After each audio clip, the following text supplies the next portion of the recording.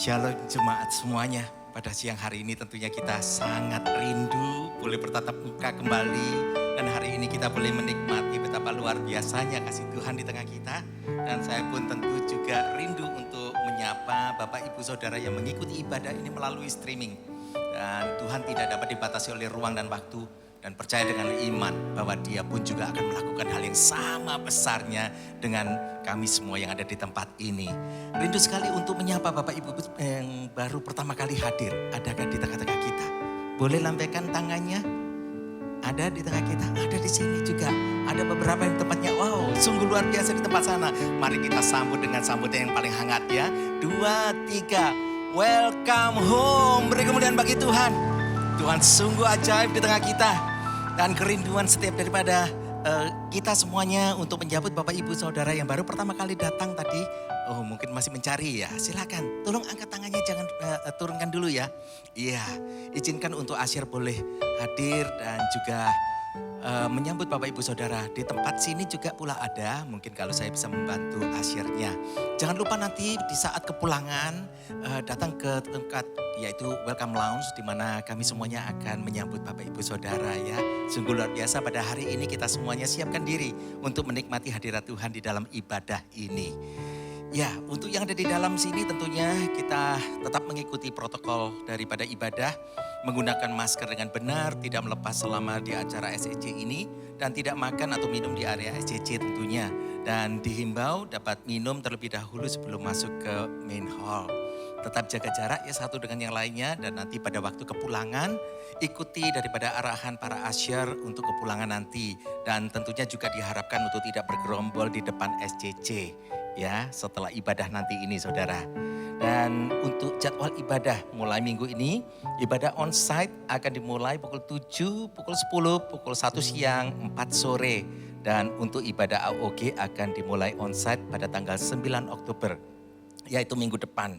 Pukul 15.30 dan pukul 18 ya. Ini 15.30 dan 18. Jadi pukul 3.30 dan pukul 6 sore. Koreksi aja. Mari kita semuanya beribadah membawa keluarga untuk kita mendekat kepada Tuhan ya.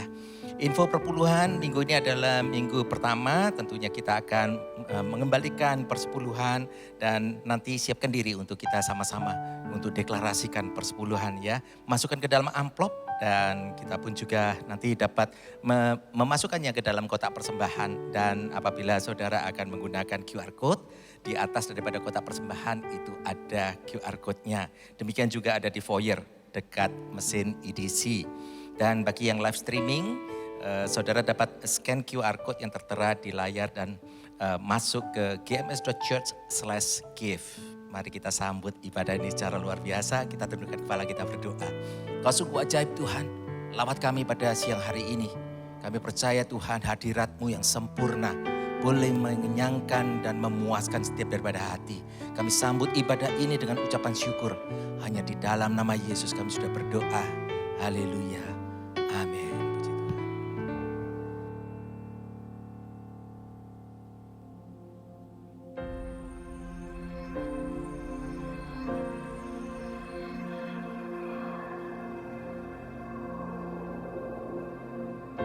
Orang yang suka memuji akan kuat roh doanya. Orang yang berdoa pasti berakhir memuji. Karena Allah bertata di atas pujian. Siapa memuji, Allah mengatasi hidupnya.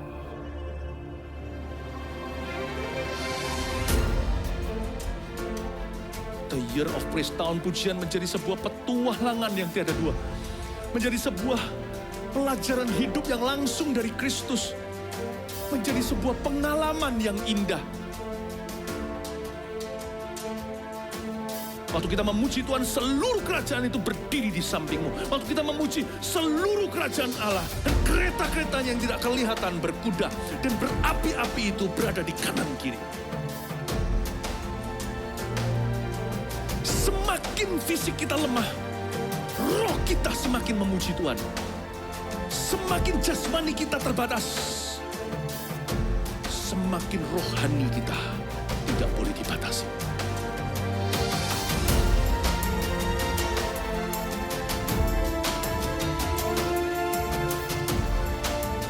Welcome to the year of praise and provision.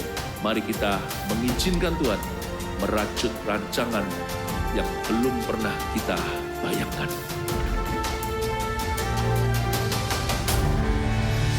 Selamat siang, welcome home. Mari bangkit berdiri bersama-sama, come on. Bertepuk tangan memuji Tuhan. Oh.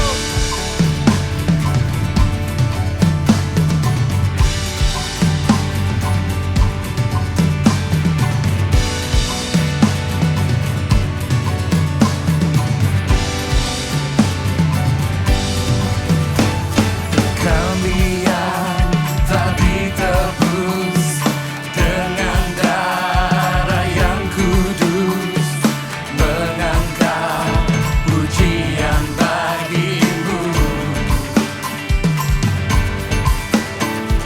Kami baik kudusmu sebagai bukti karyamu, nyatakan kau besar dan hidup.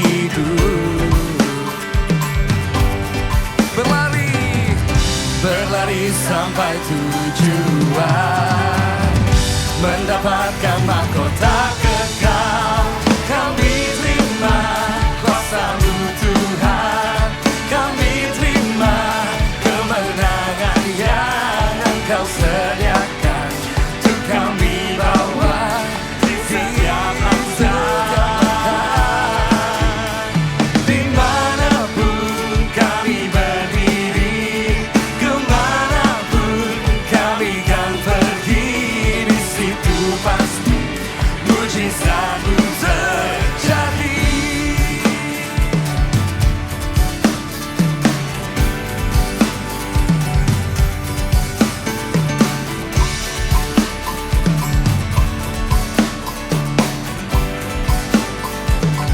Kami yang telah ditebus dengan darah yang kudus, mengangkat pujian bagi-Mu. Kami baik kudus-Mu sebagai bukti karya-Mu, nyatakan kau besar dan hidup. Berlari sampai tujuan, mendapatkan mahkota kekal. Kami terima kuasa-Mu Tuhan, kami terima kemenangan yang Engkau sediakan. Untuk kami bawa di setiap langkah. Dimanapun kami berdiri, kemanapun kami kan pergi, di situ pasti mujizat-Mu terjadi.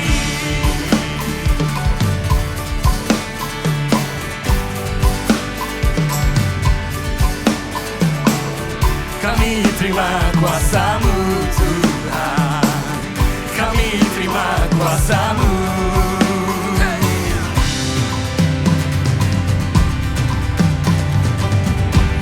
Semua bisa tepuk tangan di atas kepala bersama-sama.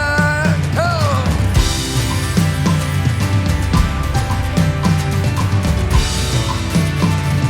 One, two, three, yo.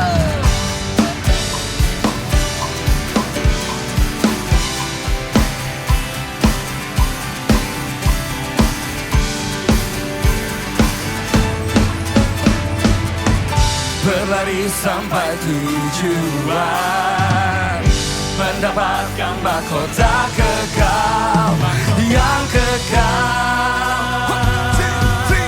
Kami terima kuasa-Mu Tuhan, kami terima kemenangan yang Engkau sediakan. Untuk kami bawa di setiap langkah. Mari lambaikan tangan bersama-sama. Dimanapun kami berdiri, kemanapun kami kan pergi, di situ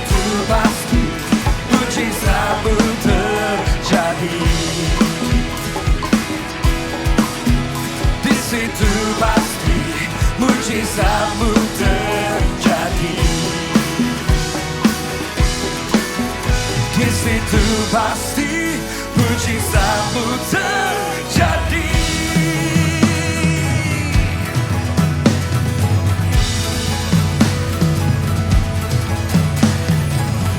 Kami terima kuasa-Mu Tuhan, kami terima kuasa-Mu. Yo!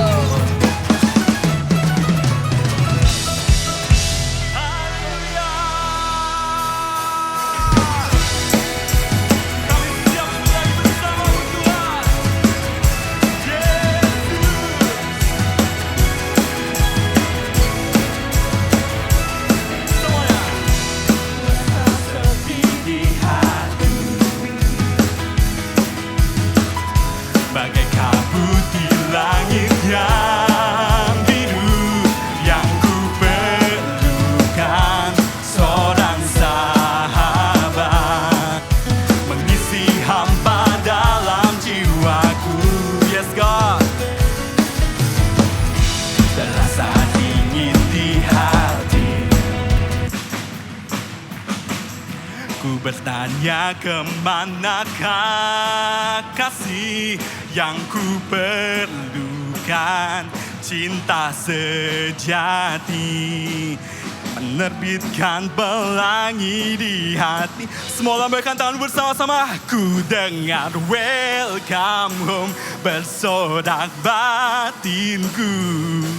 Sekarang ku tahu ku berharga, Engkau besertaku memanggil namaku.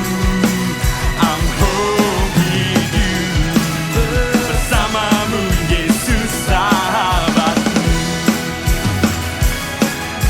Yeah.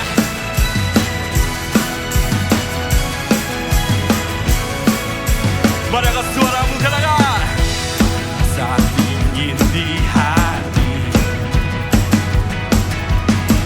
ku bertanya kemanakah kasih yang ku perlukan, cinta sejati menerbitkan pelangi di hati. Semua yang angkat tangan bukan tangan. Ku dengar welcome home bersorak batinku. Sekarang ku tahu ku berharga.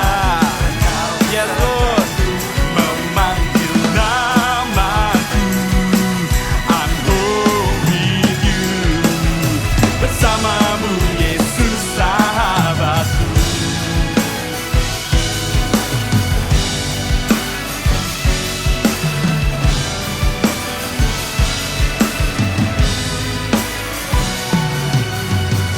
Ku dengar welcome home bersodak batinku. Come on. Ku dengar welcome home bersodak batinku. Sekarang ku tahu ku berharga. Amin. Memanggil namaku. I'm home with you, bersamamu Yesus sahabatku. Bersamamu, bersamamu Yesus sahabatku. Haleluya.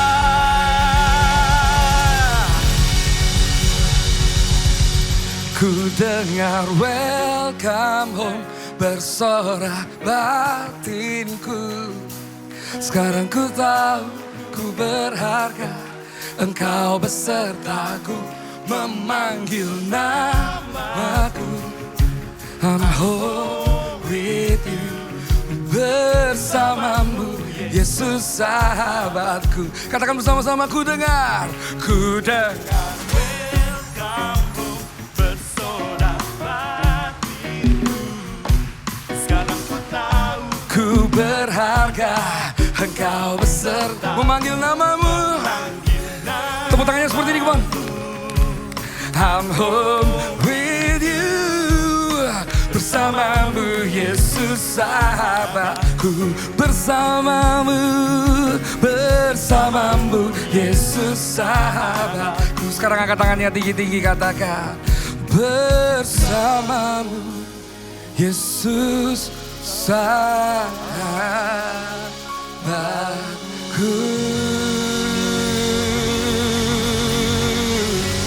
Haleluya. Mari beri sorak-sorai yang paling mulia, yang paling meriah buat Yesus sahabat kita, yang mengenal nama kita. Thank you Jesus.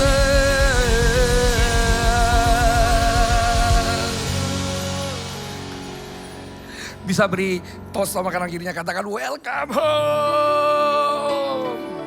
We are home.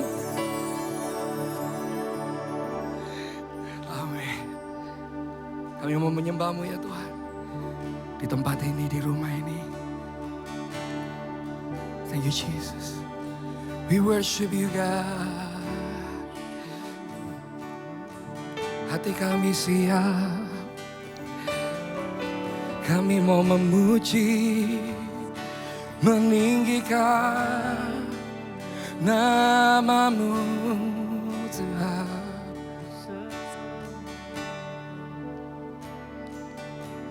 Sebab kasih setia-Mu lebih dari hidup. Yes. Jiwaku memegahkan nama-Mu.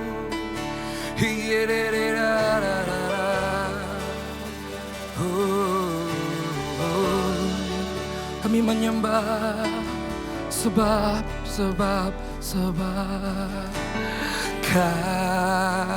Kaulah Tuhanku, Kaulah Rajaku, Kau yang termulia di bumi dan di surga. Kaulah Tuhanku, Kaulah Tuhanku,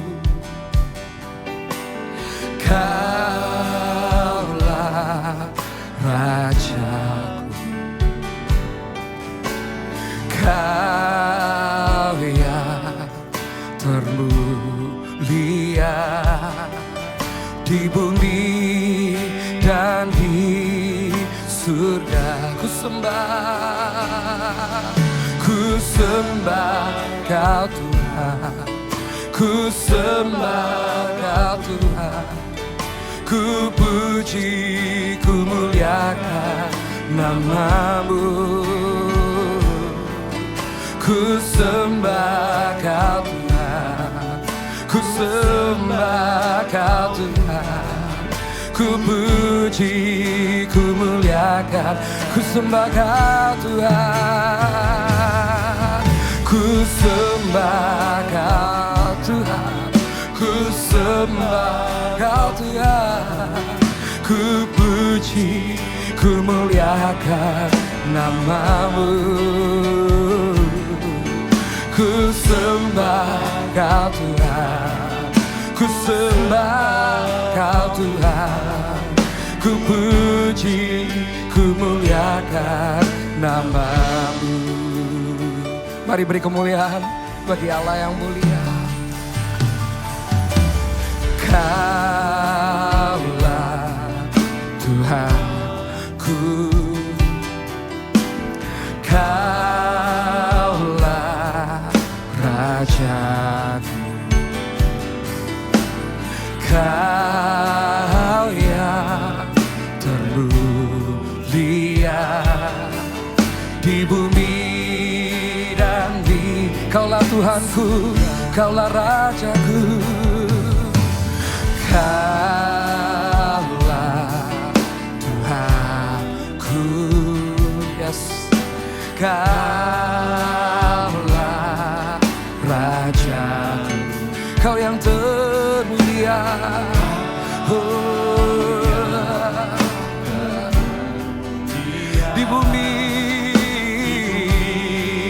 dan di surga. Ku sembah, ku sembah, ku sembah Kau Tuhan, ku sembah Kau Tuhan, ku puji, ku namamu. Ku sembah Kau Tuhan, ku sembah Kau Tuhan, ku puji, ku muliakan, ku sembah namamu. Ku sembah Kau Tuhan, ku sembah Kau Tuhan, ku puji, ku muliakan namamu. Yeah. Ku sembah Kau Tuhan, ku puji, ku muliakan namamu. Mari kita menyembah Dia. Ku sembah Kau Tuhan, ku sembah Kau Tuhan, ku puji, ku muliakan namamu. Ku sembah Kau Tuhan, ku sembah Kau Tuhan, ku puji, ku muliakan namamu. Ku sembah, ku sembah, ku sembah, ku sembah Kau Tuhan, ku sembah Kau Tuhan, ku puji, ku muliakan namamu. Yeah. Ku sembah Kau Tuhan, ku sembah Kau Tuhan, ku puji, ku muliakan. Ku sembah, ku sembah Kau Tuhan, ku sembah Kau Tuhan, ku puji, ku muliakan. Yesus Tuhan, bertatalah atas pujian kami. Ku sembah Kau Tuhan, ku puji, ku muliakan namamu. Engkau ku puji, ku puji, ku puji, ku muliakan namamu. Ku puji, ku muliakan, ku puji, ku muliakan namamu.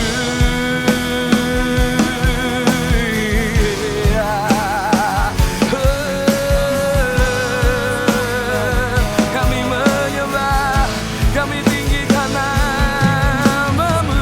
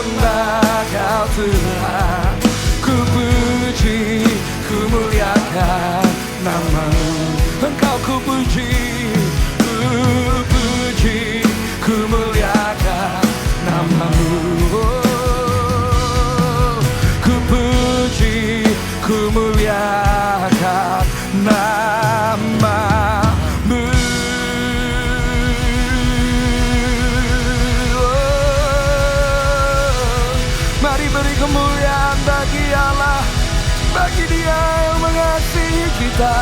Oh, Dia layak, Dialah Tuhan. Oh, megahkan Dia dengan puji-pujian. Haleluya.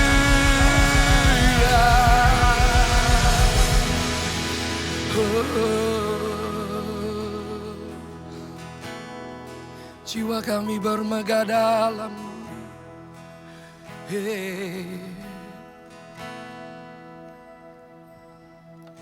Saat ini, saat indah, ku memuji dan menyembah hadirat-Mu. Ku rasakan saat ku sembahkan. Saat ini, saat Tuhan Kau curahkan urapan-Mu, hadirat-Mu. Ku rasakan saat ku sembahkan. Mari sama-sama nyanyikan hadirat-Mu, hadirat-Mu. Ku rasakan saat ini, saat ini. Urapan-Mu ku rasakan saat aku menyembah Kau Tuhan. Hadirat-Mu, hadirat-Mu ku rasakan saat ini, saat ini. Urapan-Mu ku rasakan saat aku menyembah Kau Tuhan. Saat ini, saat ini, saat indah, ku memuji dan menyembah hadirat-Mu. Ku rasakan saat ku sembahkan. Saat ini, saat ini, saat Tuhan Kau curahkan urapan-Mu, hadirat-Mu, hadirat-Mu. Ku rasakan saat ku sembah. Angkat tanganmu, katakan hadirat-Mu, hadirat-Mu. Ku rasakan saat ini, saat ini. Urapan-Mu ku rasakan saat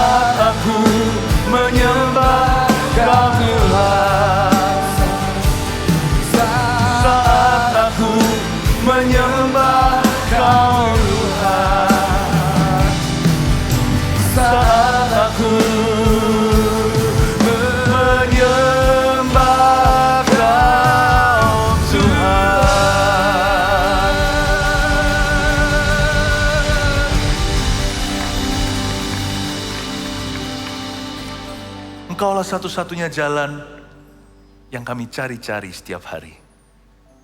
Terima kasih Engkau telah menemukan kami orang-orang berdosa ini dan menjadikan kami anak-anak-Mu.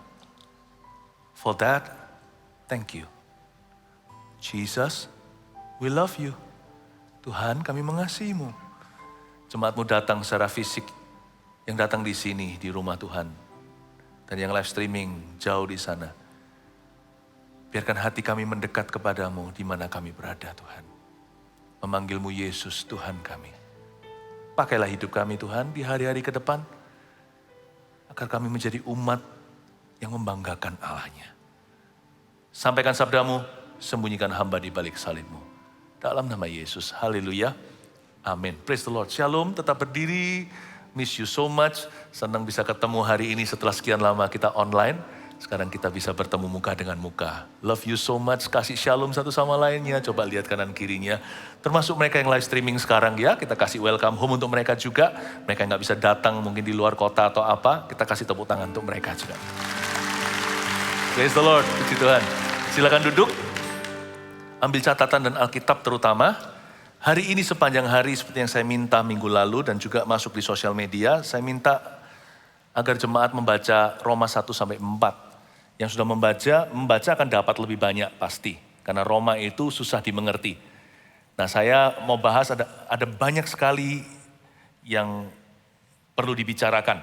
Nah judul-judulnya sebagai berikut, untuk yang mau serius dengan Tuhan Yesus, Anda datang di tempat yang tepat. Ya, khotbah-khotbah sebelumnya kalau Anda tidak di sini tadi, tolong dengarkan. Yang selanjutnya masih ada satu lagi setelah ibadah ini. Silahkan kalau Anda mau tinggal dan nanti untuk kembali ibadah. Tapi jangan pilih satu, dengarkan 4-4. Toh ini firman Tuhan untukmu. Ini adalah suara Roh Kudus untuk Anda. Pasti berguna, 1 jam diluangkan dalam hadirat Allah itu gak akan sia-sia. Kembali returnnya itu, high return no risk.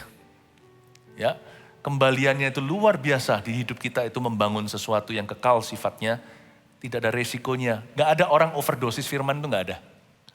Nah, ada banyak sekali yang harus saya mau bahas. Kita memasuki pasal 3 nih, yang dengan judul sifat buruk semua manusia dan obatnya. Tapi tadi di ibadah sebelumnya, saya hanya sanggup menyelesaikan 16 ayat. Ayat 17-29 tidak terbahas, saya mau kejar ketinggalan, rasanya gak puas meninggalkan sesuatu belum terjamah. Oke, jadi sekarang kita mulai dengan Roma 2 dulu, lalu ke judulnya yang sekarang. Karena itu waktu kita sangat mepet sekali, pastikan Anda mendapatkan sebanyak-banyaknya. Sekarang buka dengan saya Roma 2 ayat 17 dulu, hukum Taurat dan sunat tidak menyelamatkan orang Yahudi. Konteksnya begini, Paulus sedang bicara dengan orang yang suka menghakimi orang lain. Khususnya mereka yang menempati kedudukan sebagai seorang pemimpin.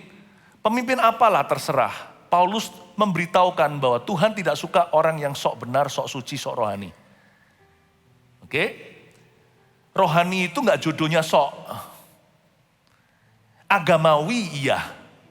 Kita bisa sok agamawi, padahal gak rohani. Kesombongan rohani itu gak ada, sebab rohani dan sombong tidak jodoh sama sekali.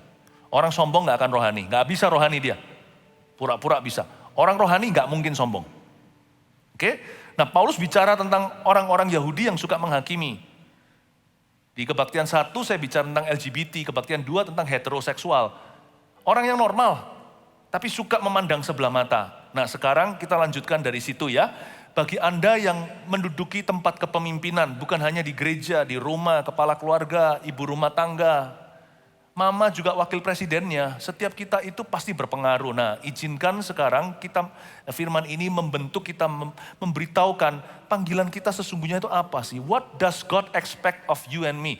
Apa yang Tuhan, ekspektasi apa yang Tuhan miliki untuk Anda dan saya? Kita baca ayat 17 dulu, tetapi jika kamu menyebut dirimu orang Yahudi dan bersandar kepada hukum Taurat, bermegah dalam Allah, maksudnya kalau kamu menyebut dirimu itu berpendidikan secara agama, orang Yahudi kan agamawi, bersandar kepada hukum Taurat, bermegah dalam Allah, kalau kita merasa kita itu kenal Allah dulu, kenal Tuhan duluan, dan tahu akan kehendaknya, dan oleh karena diajar dalam hukum Taurat, dapat tahu mana yang baik dan mana yang tidak. Ayat 18 itu bicara tentang pengetahuan. Ada orang yang punya a form of knowledge. Ini bukan zamannya dalam kerajaan Tuhan. Orang yang berpengetahuan bermegah atas pengetahuannya. Karena bagi Tuhan, a simple obedience is better than much knowledge.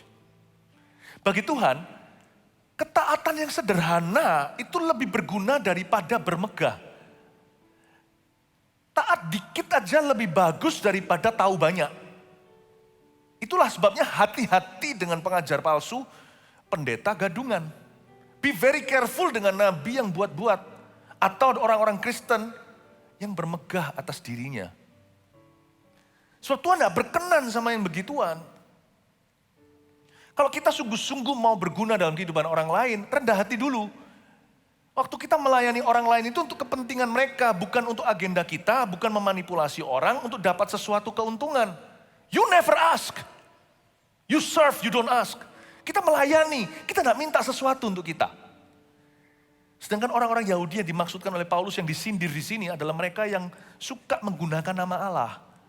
Mereka bermegah, gue tahu sesuatu loh, bisa membedakan yang baik dan mana yang tidak. Percuma, karena pohon dikenal dari buahnya. Kelakuan kita berbicara sebanyak jikalau bukan lebih banyak daripada pengetahuan dan pengakuan kita. Nah, kitab Roma ini harus direnungkan. Setiap ayatnya itu dalam sekali. Setiap ayat itu jadi satu khotbah aja gak selesai saya biasanya. Ini sekarang coba saya habiskan berpuluh-puluh ayat. Kebaktian 1 tadi saya berhasil selesaikan 32 ayat, itu rekor, salah satu rekor. Tapi kenyangnya. Saya rasa makanan keras itu bukan marah-marah tentunya. Makanan keras itu diperlukan agar supaya kita itu bisa survive zaman Eden. Hari-hari ke depan itu akan lebih susah. Saya garansi itu, saya tahu itu. Dari firman Tuhan taunya. Tetapi orang benar akan tetap bertindak. Orang benar akan berdiri teguh. Katakan amin. Makanya saya mau berikan doktrin-doktrin ini, aplikasinya dalam hidupmu supaya Anda strong jadi domba Kristus. Jadi murid Kristus, ya. Jadi jangan sampai kita banggakan format sebuah form pengetahuan atau sebuah bentuk pengetahuan belaka. No, God wants your obedience. Ketaatan kita itu nggak boleh jauh-jauh terbelakang atau di belakang pengetahuan kita. Tahu banyak, berbuat sedikit, namanya Dr. Dolittle. Kita tahu banyak, sedikit melakukan. Mendingan pengetahuan saya pas-pasan, bukan karena saya malas belajar, tapi saya masih mempelajari dan mendalami. Mendingan daripada orang yang ngaku-ngaku gue tahu seluruh isi Alkitab, tapi hidupnya bertolak belakang, mendingan kayak kita-kita. Masih belajar mendalami firman. Terus terang susah loh, saya suruh Anda baca, saya minta Anda baca pasal 1-4 itu, saya baca tiap hari, bukan 1 minggu saya minta 4 pasal. Saya baca tiap hari sebelum saya khotbahi Anda, tiap hari saya baca ulang-ulang 4 pasal, kitab Roma pasal 1-4 untuk hari ini. Di samping ekstra menu saat teduh saya tiap pagi. Saya baca pasal-pasal yang memang gilirannya saya studi itu, plus pasal 1-4 tiap hari. Kenapa saya baca berkali-kali? Bukan karena saya rohani, karena saya ini bodoh. Kalau saya tidak renungkan, tidak terjadi perubahan, tidak terjadi pembaharuan akal budi. Karena kunci kebangunan rohani dalam hidup saya, kunci kemajuan dan kemenangan tidak terletak pada buku ini. Di dalam diriku itu semua bobrok. Semua itu pinjaman, saya harus pinjam firman dari Alkitab. Saya harus pinjam dari Roh Kudus.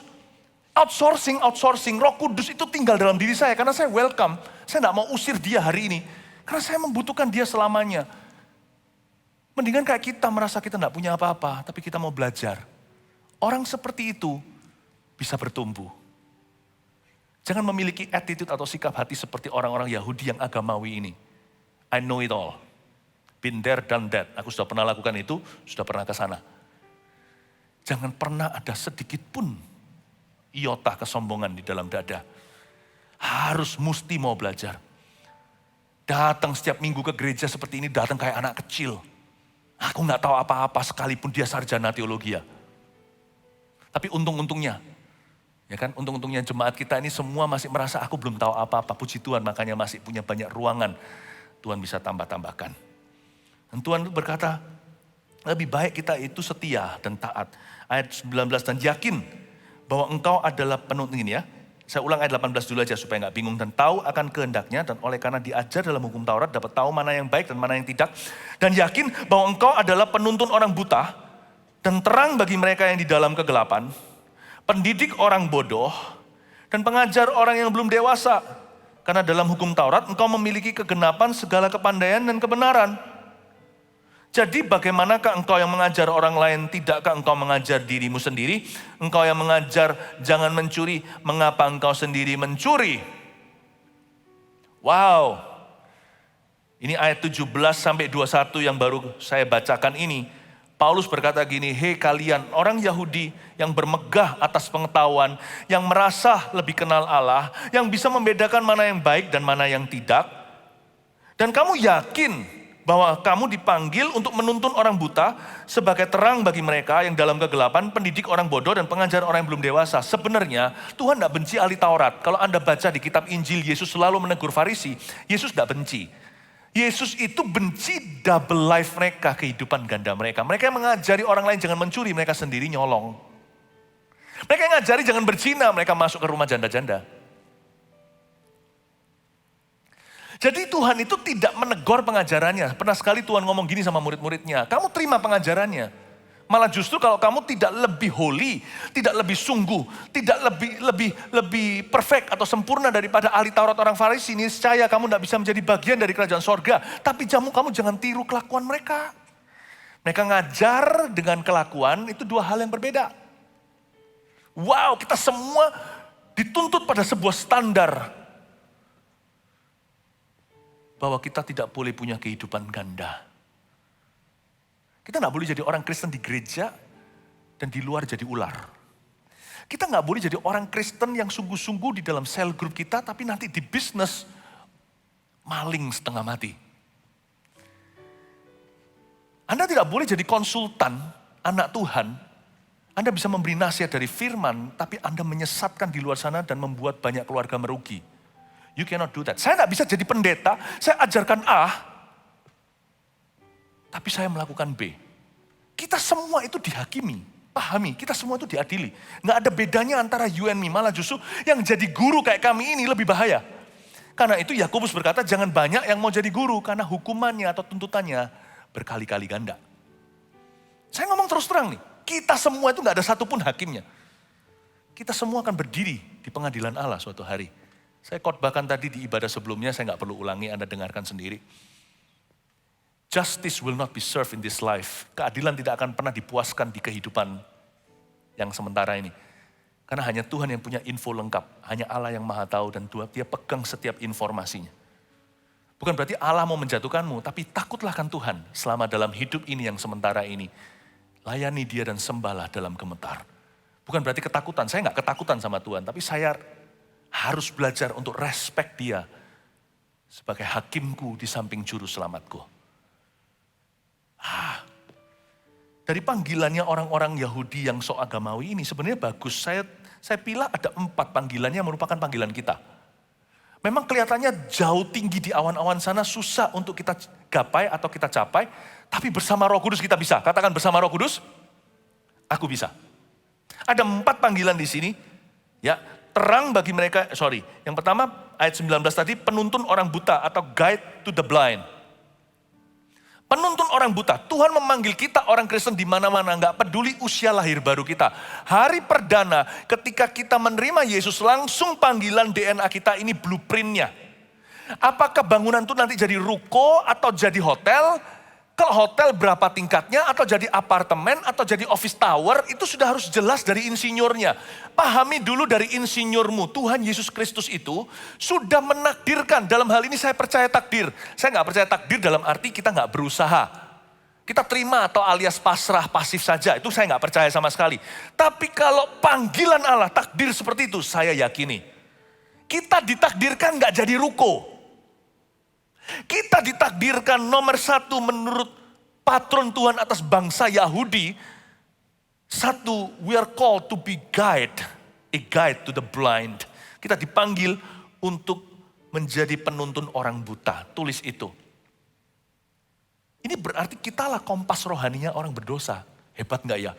Kompas rohaninya orang berdosa loh ya. Macan atau singa, raja hutan, dia nggak perlu pelan-pelan jadi melalui metamorfosis dari kucing dulu nanti jadi harimau. Nggak bisa begitu. Dia lahir sekalipun dia bisa dimangsa Macan kecil atau singa ketika dia belum akil balik atau menjadi remaja, itu bahaya, bisa dimakan sama anjing hutan yang bukan saingannya. Bisa dimakan sama chihuahua. Tapi dia nggak perlu melalui kucing dulu, dia memang perlu bertumbuh, dia perlu ditempa imannya, perlu diberi makan rohani, saya ngerti. Tapi sejak Anda lahir baru, detik Anda berkata, Yesus Tuhanku, detik itu Anda sudah macan. Saat itu Anda langsung sudah guide to the blind. Anda sudah jadi kompas rohani orang berdosa. Tapi kan aku belum dewasa rohani, belum tahu seluruh isi Alkitab. Detik Anda di gereja kalau terima Tuhannya di situ. Atau setelah dibaptis tuh. Dia pulang ke rumah, sudah langsung mata seluruh orang non-Kristen melihat Anda di rumah. Makanya itu macan kecil itu kalau kelihatan lembu benci. Karena nanti besarnya jadi kerbau hutan itu loh, tidak suka. Karena besarnya nanti itu jadi predatornya. Pernah lihat nggak? Itu si Lion King Simba itu ditusuk-tusuk sampai mati. Kita bisa lihat di National Geographic. Karena dia tahu, itu singa sekalipun bentuknya kecil, sekalipun dia masih mungil. Do you know that Satan knows?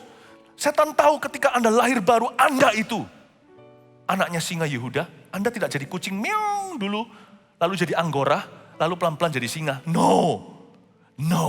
When you're born again, you're a lion.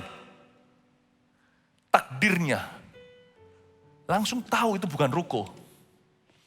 Tahukah bahwa you are called to be, Anda dipanggil menjadi kompas rohani orang berdosa? Waduh Pastor Philip, this is too heavy. Wah enggak sih, Tuhan gak suruh Anda langsung jadi Simba yang dewasa. Tapi Anda harus tahu dulu, you're called to be a king. Anak sekolah minggu aja tahu, aku anak raja, engkau anak raja. Kita semua anak raja, anti evolusi tambahkan, aku bukan monyet. Kau bukan monyet, kita semua bukan monyet. Kita semua itu raja. Anak raja, guide to the blind. Kompas rohani bagi orang berdosa. Berarti you and I, kita semua punya responsibility, punya tanggung jawab yang tinggi. Lalu setelah itu, penuntun orang buta kan. Lalu berikutnya kata apa? Terang bagi mereka yang di dalam kegelapan. Yang kedua dalam bahasa Inggrisnya light to the dark. Berarti kita dipanggil untuk jadi hikmat Allah yang berjalan dan solusi dari problema. Kita tidak boleh hidup untuk menjadi bagian dari problema. Itu harus minimalis. Sekali-kali kita jadi masalah orang lain. Kita membentuk orang lain. Amarah kita, ketidakkenaan kita. Akhirnya membuat orang lain jadi lebih sabar dengan kita. Sekali-kali gak apa-apa. Tapi kalau kita konsisten komitmen begitu, itu bukan hidup baru. Itu berarti hidup lama. Tahukah bahwa kita dipanggil jadi light to the dark? Kita dipanggil menjadi apa di sini? Terang bagi mereka yang ada di dalam kegelapan. Berarti kita terpanggil untuk menjadi hikmat Allah sekalipun kita belum berhikmat sempurna. Kita dipanggil untuk menjadi solusi, bagian dari solusi, bukan bagian dari problema. Orang itu kalau datang, waduh masalah datang, problem has come. Tapi ada orang tertentu kalau datang kita tenang. Orang ini selalu punya solusi, ya kan? You and I, kita mau jadi yang mana? Jadi orang Kristen itu berarti jadi solusi. Makanya orang Kristen dulu di awal-awal perjanjian baru, di Kisah Para Rasul, mereka tidak dipanggil sebagai orang Kristen. Mereka terpanggil jadi orang Kristen sejak Antioquia. Waktu Paulus, Barnabas, dan beberapa orang di situ loh. Paulus, Barnabas didoakan, dipisahkan untuk tugas khusus.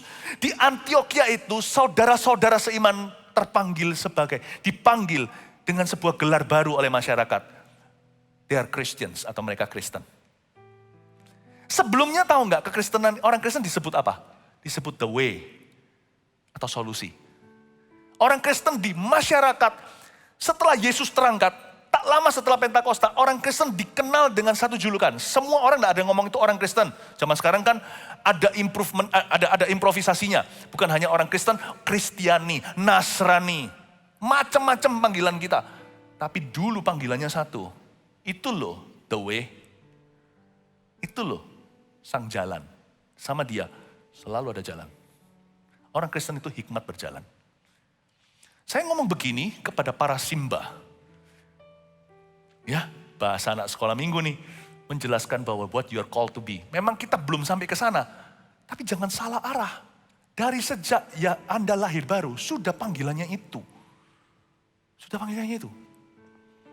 Ya, selain itu Anda lihat lagi. Berikutnya adalah pendidik orang bodoh. Pendidik orang bodoh dalam bahasa Inggrisnya, instructor of the foolish. Jadi kita ini instruktur semua, kita ini adalah instruktur. Jadi kita terpanggil untuk menjadi pemimpin yang dewasa dan efektif. Itu maksudnya instructor of the foolish atau pendidik orang bodoh. Yang terakhir, pengajar orang yang belum dewasa. Pengajar orang yang belum dewasa dalam bahasa Inggrisnya bagus. Teachers of little children. Hebat ya. Kita semua itu dipanggil untuk ngajar ternyata, sekalipun tidak semua terpilih sebagai pengajar. Kita semuanya itu harus menguasai firman. Makanya saya beranikan ajarkan Roma yang notabene susah. Rasul pun mengakui, Anda baca di surat Petrus, dia mengakui bahwa surat Paulus itu susah dimengerti. Khususnya kitab Roma, dia nggak tulis sih Roma atau enggak, tapi saya yakin yang dimaksudkan oleh Petrus adalah Roma. Kita harus menjadi pengajar dan teladan orang-orang, anak-anak kecil. Kita harus jadi teladan anak-anak kecil. Dan teladan bayi-bayi rohani. Haleluya. Ada satu bayi rohani yang langsung bawa adiknya, atau kokonya nggak tahu lah siapa yang lebih tua. Andreas membawa Petrus. Jadi kita semuanya itu dipanggil sejak awalnya menjadi penjala manusia. Saya ngomong begini kenapa? Karena kalau Anda tidak punya gambar diri dalam Tuhan, apa kata firman, nanti ya gambar dirinya terlalu kreatif, cipta-cipta sendiri, lalu dunia berkata Anda LGBT, Anda juga akan percaya dan setuju sama mereka. Oh memang dilahirkan dalam kesalahan seperti itu Anda, iya saja. Penting sekali disuarakan dari gereja. Who I am in Christ. Siapa aku dalam Kristus. Bukan 5 step untuk kaya. Tapi bagaimana kita melihat diri sendiri itu dalam hadirat Allah. Who am I? Kalau Anda mau tahu jawabannya jangan lihat filmnya Jackie Chan. Ada satu filmnya judulnya Who am I kan. 我是谁? Nah itu film action. Itu clickbaitnya. If you really want to know who you are, kalau kita mau tahu siapa diri kita, go to the word, masuk dalam firman. Andalah guide to the blind. Wow, haleluya. Betapa laki atau beruntungnya Anda sekarang duduk di samping seorang pemimpin yang efektif, yaitu orang sebelah Anda. Ini bukan seminar motivasi, tapi firman ini pasti memotivasi Anda. Karena firman ini kehidupan. Betapa beruntungnya sekarang saya berkhotbah atau mengkhotbahi orang-orang yang adalah pengajar-pengajar bayi rohani. Sudah saatnya Anda bertumbuh, jangan jadi jemaat biasa. Kita bisa offline lagi seperti ini jalan, gak tentu sampai kapan. Nanti kalau online lagi dan sebagainya, pokoknya setiap kesempatan Anda harus pakai untuk bertumbuh. Dan sekarang saya gak minta Anda bertumbuh pelan-pelan. Kalau bisa, langsung dewasa. Mengejar ketinggalan 10 tahun kenal Tuhan, belum kemana-mana. Amin Bapak Ibu Saudara yang percaya kasih tepuk tangan untuk Tuhan Yesus. Come on. Oh haleluya, lanjut lagi ya. Belajar banyak ya saya harapkan. Ayat 21, jadi bagaimanakah engkau yang mengajar orang lain, tidakkah engkau mengajar dirimu sendiri? Engkau yang mengajar jangan mencuri, mengapa engkau sendiri mencuri? Engkau yang berkata jangan berzina, mengapa engkau sendiri berzina? Engkau yang jijik akan segala berhala, mengapa engkau sendiri merampok rumah berhala? Tuhan anti double life. Tuhan paling benci kemunafikan. Dosa lain termasuk berzina, Tuhan berkata pergilah dan jangan berbuat dosa. Tapi kemunafikan Tuhan berkata ular beludak. Munafik itu double life. Luar dalam gak sama. Tampilan dan isinya. Yang ada sensasi bukan esensi. Dan Tuhan berkata, no, kamu tidak boleh punya double life. Sebab orang yang punya double life itu merugikan. Lebih banyak yang dia rugikan daripada kebaikan yang terjadi lewat pelayanan atau kontribusinya. Jadi sebenarnya kita kalau doa Tuhan pakailah aku, pakailah hidup itu, tidak usah muluk-muluk. Hidup aja tulus dan benar. Otomatis Tuhan memakai Anda. Tahu nggak? Daripada kita bisa membangkitkan orang mati, menyembuhkan semua penyakit, lalu habis itu jatuh dalam amoralitas. Yang luka berapa? Pasien Anda berapa yang akhirnya berkata, lu kok begini? Karena Anda mau dipakai sungguhan, kalau kita mau dipakai. Saya sendiri tidak memelihara hati ambisi. Saya itu nggak punya ambisi mau dipakai gimana itu nggak ada. Saya punya satu saja doa saya, I want to finish well. Saya buka nih sama Anda agenda doa saya. Doa saya tertinggi yang berhubungan dengan pemakaian Tuhan atas kehidupan kami. Saya hanya berdoa agar kita bisa menyelesaikan dengan setia sampai akhirnya. Sebab orang yang double life, gak peduli karisma atau suksesnya. Dalam dunia kerja, pelayanan atau apa sebagai orang Kristen pada dasarnya. Ayat 24. Orang itu lebih merugikan. Seperti ada tertulis. Sebab oleh karena kamulah nama Allah dihujat di antara bangsa-bangsa lain. Setia aja Bapak Ibu di hari-hari ke depan. If you are a Christian at home, be a faithful husband. Kita adalah orang Kristen di rumah, jadilah suami yang setia. Jadilah istri yang setia pada pasangannya. Jadilah orang tua yang setia kepada Tuhan di rumah. Jadilah setia di tempat kerjamu. Sunat memang ada gunanya. Jika engkau mentaati hukum Taurat. Tapi jika engkau melanggar hukum Taurat, maka sunatmu tidak ada lagi gunanya. Jadi jika orang yang tak bersunat memperhatikan tuntunan-tuntunan hukum Taurat, tidaklah ia dianggap sama dengan orang yang telah bersunat. Ini kadang-kadang bahasa gini kita membingungkan, gampang lah. Ya, perbuatanmu itu berbicara lebih keras daripada statusmu. Jika demikian maka orang yang tidak bersunat tapi yang melakukan hukum Taurat akan menghakimi kamu yang mempunyai hukum tertulis dan sunat tapi yang melanggarnya. Melanggar hukum Taurat. Sebab yang disebut Yahudi bukanlah orang yang lahiriah Yahudi, dan yang disebut sunat bukanlah sunat yang dilangsungkan secara lahiriah, tapi orang Yahudi sejati ialah dia yang tidak nampak keyahudiannya, dan sunat ialah sunat di dalam hati secara rohani, bukan secara hurufiah. Maka pujian baginya datang bukan dari manusia melainkan dari Allah. Ya, saya nggak jelaskan semua ya, nggak cukup waktu, tapi Anda renungkan nanti ya. Intinya adalah our action speaks louder.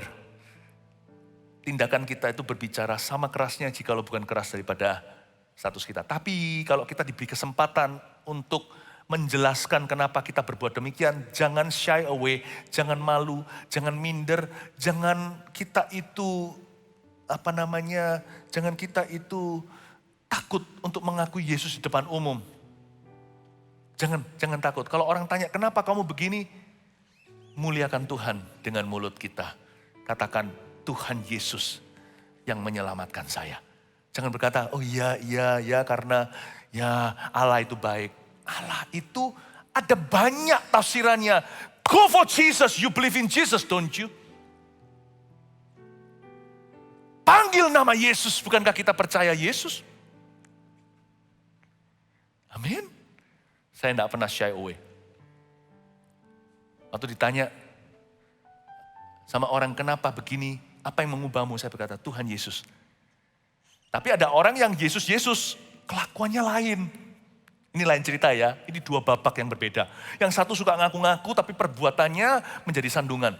Tapi ada orang yang begitu besar jadi berkat bagi orang lain. Tapi ketika sampai ke titik yang paling menentukan yaitu keselamatan. Kalau orang tidak mendengar nama Yesus kan tidak selamat. Dia shy away. Orang sudah mengagumi, lalu salah mengerti atau salah paham secara kekal. Ketika ditanya, mengapa kamu demikian? Dia berkata, karena Tuhan panggil kita jadi orang baik. Loh, udah jadi berkat ujungnya tinggal tekan tombol keselamatan, kita tidak buka mulut. Malu di depan umum karena tekanan orang lain. Kan universal, kan ada kepercayaan macam-macam di situ. Enggak boleh kepercayaan macam-macam di sana. Di sini kan kepercayaannya satu. Aku punya keyakinan akan Injil. Injil itu keselamatan bagi orang percaya. Yang menuntun dari iman kepada iman, dari pertama-tama kepada orang Yahudi, lalu atas orang Yunani. Roma 1 ayat 16. Amin Bapak Ibu Saudara. Jangan sampai nanti yang radikal atau yang vokal itu orang-orang yang so agamawi. Malah yang sungguhan rohani banyak diam. Speak up. Kalau enggak nanti seks di luar nikah. Nanti akan overrated, terlalu banyak digembar-gemborkan. Sedangkan orang-orang yang sudah menikah tidak pernah memberitahu bahwa kekudusan itu indah. Dan orang yang sudah menikah, loh kok gini ya, mereka tidak mesra. Bukan berarti mesra itu dibuat-buat. Saya sama istri saya mesra gak usah dibuat-buat, bukan untuk dilihatin orang. Tapi gak bisa ditutupi, anak kami pun tahu bahwa kami dekat. Kami mesra. Kadang-kadang mereka bisa ketawa-ketawa kalau saya lagi canda sama mamanya. Bukan untuk tunjukin mereka, kebetulan mereka ada di sana aja. Lampu ekstra. Lalu mereka bisa ketawa-ketawa, senyum-senyum. Karena memang kalau saya sama maminya bisa canda-canda, deket. Kita jangan malu untuk memberitahu pada dunia, kita yang harus vokal. Karena kita di kemah yang benar ini harus vokal. Saya beritahu sama anak-anak muda. Pacaran cuma sekali aja kalau bisa, setelah itu menikah. Kalau dulu gagal-gagal, yang kali ini terakhir ya, jangan coba-coba. Jangan tidur dulu dengan pasangannya sebelum dinikahkan dalam holy matrimony. Saya beritahu. Lalu mereka melihat pernikahan kami baik-baik sehat-sehat, maka mereka berkata, aku mau yang begini. Ya, begitulah. Saya minta supaya kita itu tidak malu akan sunat kita, kata Alkitab.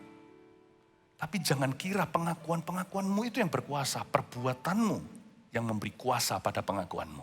Tapi kalau sudah waktunya untuk ngaku, jangan mundur dan malu. Paham maksud saya, Bapak Ibu Saudara?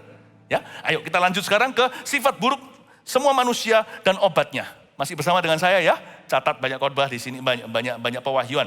Kelebihan orang Yahudi dan kesetiaan Allah.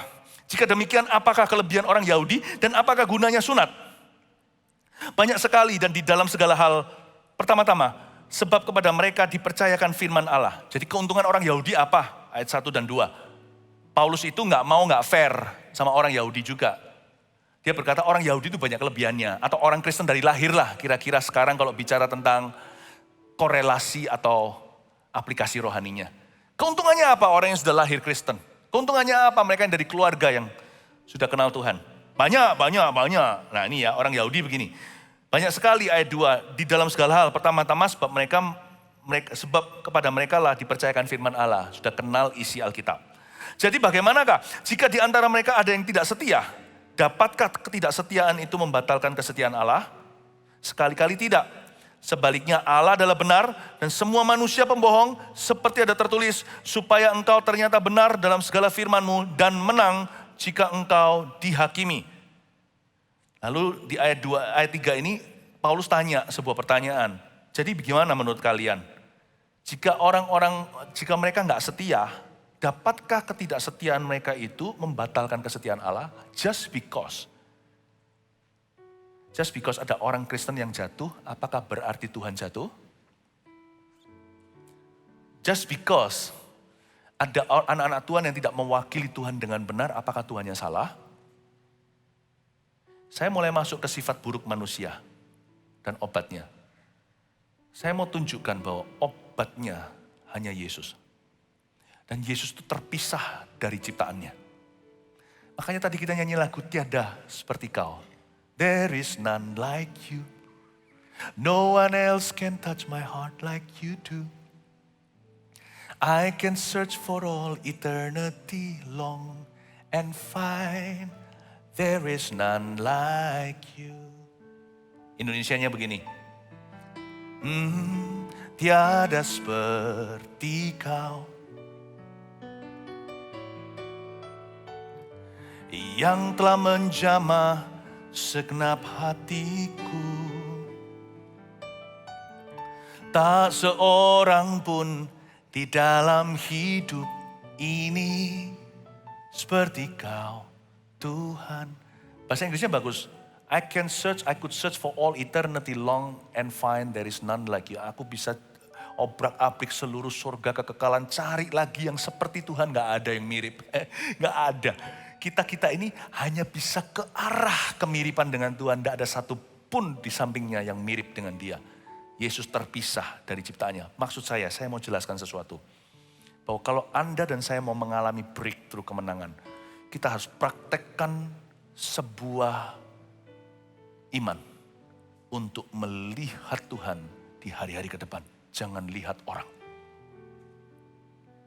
Karena obatnya itu bukan Yesus plus. Bukan Yesus dan orang Kristen mana, Yesus dan pendeta mana. Yesus dengan hubungan saya dengan Anda hari ini karena kita itu sama-sama mengikut Kristus. Kita saling menjemput yang di belakang saya. Kita menoleh ke belakang dan tarik ke depan. Kalau saya punya pengetahuan firman, saya bagikan. Bukan saya sok tahu atau saya lebih mengerti dari Anda atau lebih suci atau holy, bukan. Tapi supaya kita bisa mengejar ketinggalan. Nanti ada waktunya ketika kami butuh didoakan, jemaat please doakan. Ketika kami pergi ke sebuah misi atau ketika salah satu hamba Tuhan di sini sakit. Kalau ada satu orang di antara kita, bukan ketinggalan rohani tapi jasmani. Jemaat sehat walafiat, meskipun pengetahuan firman tidak seperti kami. Atau kedekatan dengan Tuhan belum seberapa. Tapi waktu kami sakit, doakan supaya secara fisik ketinggalan kami didempul sama Tuhan lewat doamu supaya kami sehat dan memberitakan Injil lagi. Paham maksud saya? There is none like Jesus. Di seluruh gereja kita, tak ada satu pun seperti Kristus. Not even me. Saya juga tidak. Kalau kita mau betul-betul mengalami breakthrough dalam hidup ini, praktekkan lihat Tuhan. Kita harus memandang Yesus. Karena kalau mereka semua tidak setia, apakah Tuhan juga nggak setia? Kira-kira begitu yang kita baca tadi. di ayat 3. Ya. I believe not because the whole world believes with me. Saya percaya kepada Tuhan karena saya dengar Injil dan saya diketok pintunya bukan karena orang lain percaya. Kalau saya mau dibaptis, saya tidak nunggu keluarga saya yang lain dibaptis. Saya dibaptis dulu supaya supaya Kisah Para Rasul 16 ayat 31, salah satu orang terima Tuhan, seluruh keluarga atau rumah tangganya diselamatkan. Saya nggak tunggu-tungguan, nggak nanti-nanti. Segala sesuatu yang kita lakukan, haruslah demi Tuhan. Untuk Yesus, titik, tidak plus-plus. Kalau kita melayani itu harus profesional. Jangan melayani demi pujian yang sia-sia. Melayani Tuhan, tapi ada embel-embelnya. Kalau saya tidak diperhatikan, saya akan ngambek. Saya akan merasa kok saya tidak dikasih dan diperhatikan. When you serve, be professional. Kalau bayi rohani saya mengerti. Tapi kita semua dipanggil sebagai pengajar bayi-bayi rohani. Teachers to the children. Berarti kita kalau melayani itu profesional. Kalau saya tidak diakui pun, saya tidak diterima kasih. Saya tidak dikasih imbalan pun. I serve Jesus only. Harus profesional. Saya memberitakan Injil juga sama loh, memberitakan firman gini, saya tidak tahu respon Anda apa. Anda itu akan applause saya berkata, thank you Pastor Philip Mantova. Atau Anda berkata, oh gitu aja gue juga bisa khotbah begini. Atau tersinggung ada yang berkata, kok ngomong soal LGBT. When I preach for Jesus. Baik di depan saya 10 orang atau 10.000 tak akan ada bedanya. Saya akan memberi all that I know. Semua yang saya tahu, saya akan memberikan yang terbaik. Obatnya cuma satu soalnya Yesus. Saya percaya kepada Tuhan bukan berarti di duniaku tidak ada orang yang ragu. Saya bisa jadi orang yang genah bahasa Surabayanya. Saya bisa jadi orang yang lurus bukan berarti tidak ada kebengkokan di sekelilingku. Mungkin orang-orang sebelah kiri kanan saya semuanya rusak. Saya jalan mempeng lurus itu bukan karena mereka mendukungku, tapi karena Yesus. Nah, orang yang bisa berpegang teguh pada sumbernya dengan S huruf besar Yesus Kristus ini, orang seperti itu akan dipakai oleh Tuhan untuk menyembuhkan dunia ini. We need strong Christians. Orang Kristen yang kuat berpendirian pada Kristus Tuhan. Aku punya keyakinan yang kokoh akan Injil Roma 1 ayat 16 tadi. Injil. Orang seperti itu akan memenangkan keluarganya. Nah, masalahnya sekarang itu lebih banyak orang Kristen manja daripada orang Kristen yang sungguhan. Sungguhan sih, mereka Kristen sungguh-sungguh, tapi mereka nggak kuat. You're not strong.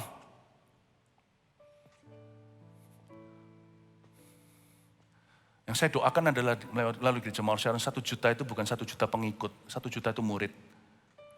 Kayak 300-nya Gideon tapi 1 juta gitu loh, wow. Karena zaman itu Gideon belum menghadapi populasi masyarakat seluas dunia ini. Hari ini zaman internet, gereja itu harus sampai ke ujung bumi. We cannot win the world with 300. We must win the world with 1 million. Tapi bukan abal-abal orang Kristen biasa, strong Christians. Ini adalah sebuah uluran panggilan dari pulpit pengembalaan. Untuk Anda di gereja ini, jangan jadi suam-suam kuku. Itu pilihanmu. Untuk menjadi berapi-api itu pilihan Anda. Amin Bapak Ibu Saudara. Tuhan mau memakai, Tuhan. Sifat buruk kita itu hanya sembuh kalau obatnya adalah Yesus. Nah Tuhan, karena itu kita harus punya keyakinan yang kokoh akan Injil, akan Tuhan. Dan dikatakan sekali lagi di ayat 3, jadi bagaimana? Jadi jika di antara mereka ada yang gak setia, dapatkah ketidaksetiaan itu membatalkan kesetiaan Allah? Dengan kata lain, sudah tahu kan jawabannya? Sekali-kali tidak. Sebaliknya Allah adalah benar. Nah ini, Allah adalah benar dan semua manusia pembohong. Seperti ada tertulis, supaya engkau di sini adalah Allah, supaya engkau ternyata benar dalam segala firman-Mu dan menang jika engkau dihakimi. Berarti begini, iman kita must go like this. Iman kita harus seperti ini. Kalau Tuhan berkata A, seluruh dunia berkata B, Tuhan yang benar, semua kita yang salah. Karena itu jangan percaya perasaanmu, percayalah firman Allah yang tertulis. Ayat ini bunyinya begitu. Untuk kita bisa mengalami kemenangan dalam diri kita sendiri lewat sifat buruk kita. Sifat buruk kita. Kita harus berpegang teguh pada obatnya. Siapa benteng-bentengan teguh berpegang pada Kristus, orang itu akan mengalami terobosan. Termasuk bukan hanya yang di dalamnya, dunia di luarnya pun akan mengalami breakthrough. Kuncinya satu, Yesus satu-satunya jalan. Sebaliknya, Allah adalah benar dan semua manusia pembohong. Ada waktunya ketika saya jatuh dalam sebuah kesalahan, contohnya ya. Waktu saya masuk hadirat Tuhan setelah saya minta maaf sama Roh Kudus, Dapat firman tentang pengampunan, tapi perasaan saya masih guilty. Who do you believe? You believe in your feeling or believe in the word of God? Kalau kita suruh ngampuni sama Tuhan, padahal kita sudah dapat firman ayat yang kalau kita nggak ngampuni, kita diserahkan ke algojo. Karena kita mencekik hamba yang hutangnya nggak seberapa, padahal kita hutangnya aduhai dibebaskan begitu saja. Hati rasa panas masih kepingin membalas. Tetapi Roh Kudus berkata, apalagi sudah jelas firman-Nya, ampunilah. Tepuk pipi kanan, kasih tepuk pipi kiri, berikan pipi kanan. Jikalau ditampar seseorang. Rasanya hati mau melawan. Who do you believe? You believe in your anger or do you believe in the scripture?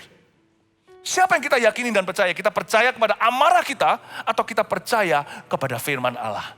Itu menentukan kita menang atau tidak terhadap kedagingan. Saya telah melatih diri saya selama 29 tahun ini dan masih belajar sih. Untuk saya mengesampingkan feeling dan apa kata orang. Kalau Tuhan berkata di dalam firman-Nya, Allah adalah benar. Semua manusia termasuk saya dan perasaan saya, itu semua pembohong.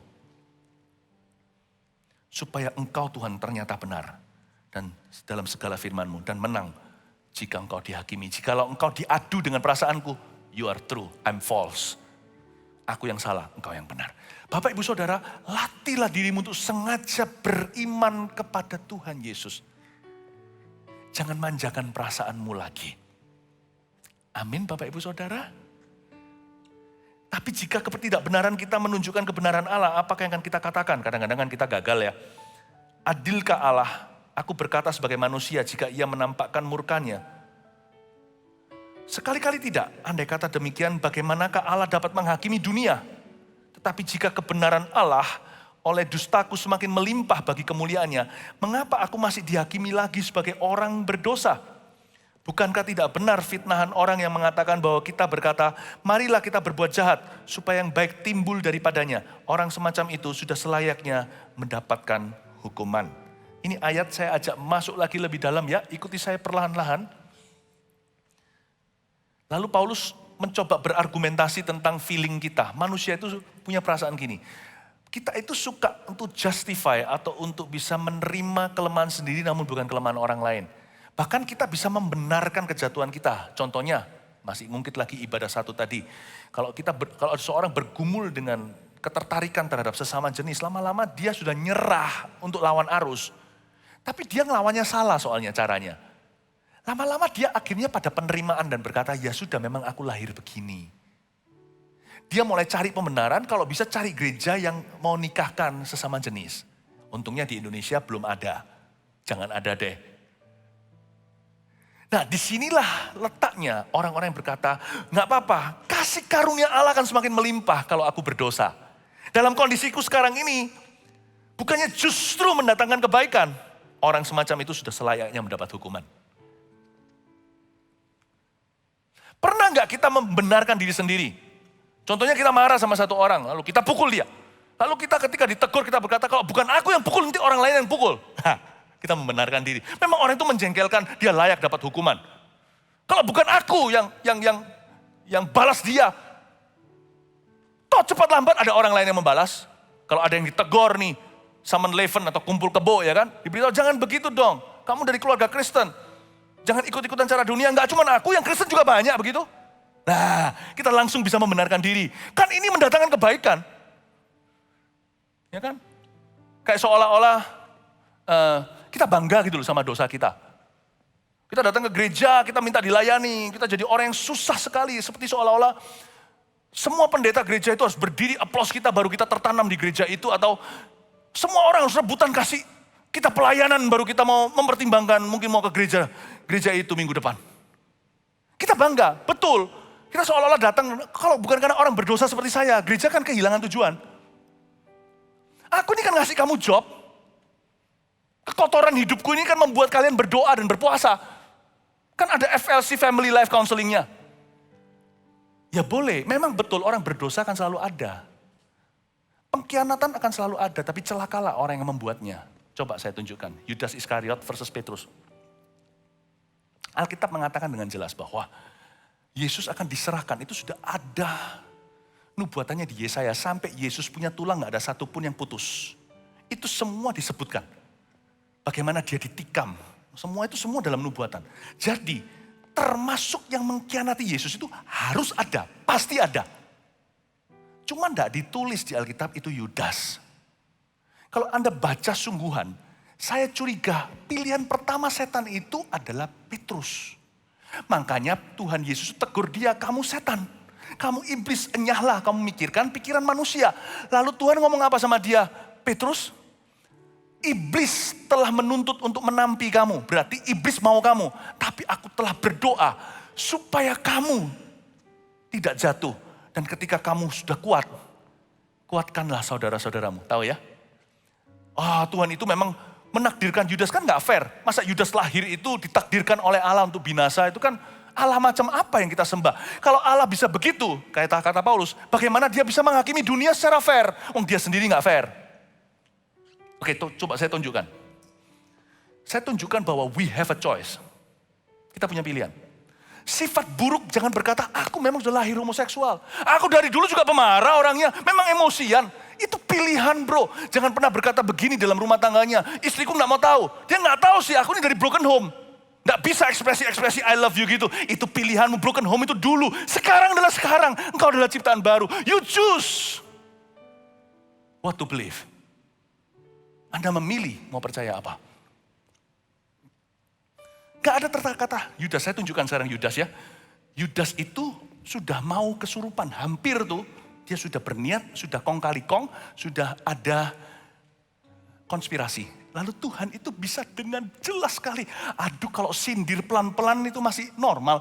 Ini langsung Tuhan bawa roti dan anggur ketika dipaksa tanya sama murid-muridnya siapa yang akan mengkhianati dia. Dia berkata, kepada siapa aku berikan roti ini, orang itu akan mengkhianati. Lalu Tuhan turun, nggak di mimbar sih, mungkin Tuhan maju, lalu pergi ke Yudas.